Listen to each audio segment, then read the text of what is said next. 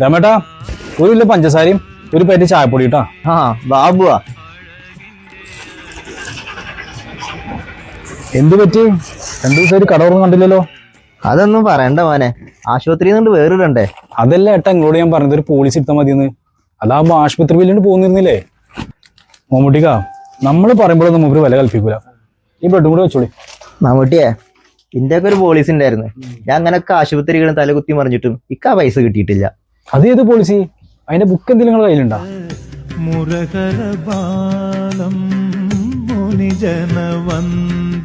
ഏതെങ്കിലും വള്ളിക്കേസി പോയി ചാടി ഉണ്ടാവും.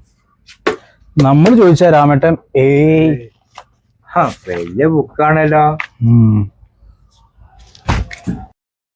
മേലെടുത്ത് രാഘവൻ നായർ, മുണ്ടക്കൽ ശേഖരൻ, അറക്കൽ കുഞ്ഞിപ്പു ഹാജി, വള്ളിക്കുന്ന് പ്രഭാകരൻ. എന്റെ അച്ഛനാണല്ലോ. ഇജാ വായിക്കൽ അടച്ചു നിർത്തിക്കോ. അതിന്റെ താഴത്തേക്ക് കുറെ ഉണ്ടോ. എന്നാ എന്റെ 132 റുപ്യ. മാമൂട്ടിയെ, ഇവന്റെ അച്ഛന്റെ 2097 ഉൾപ്പെടെ മൊത്തം പൈസ കിട്ടുകയാണെങ്കിൽ എന്റെ എല്ലാ പ്രശ്നം തീരോടോ. ഒരു പോളിസി എടുക്കേണ്ട ആവശ്യമില്ല.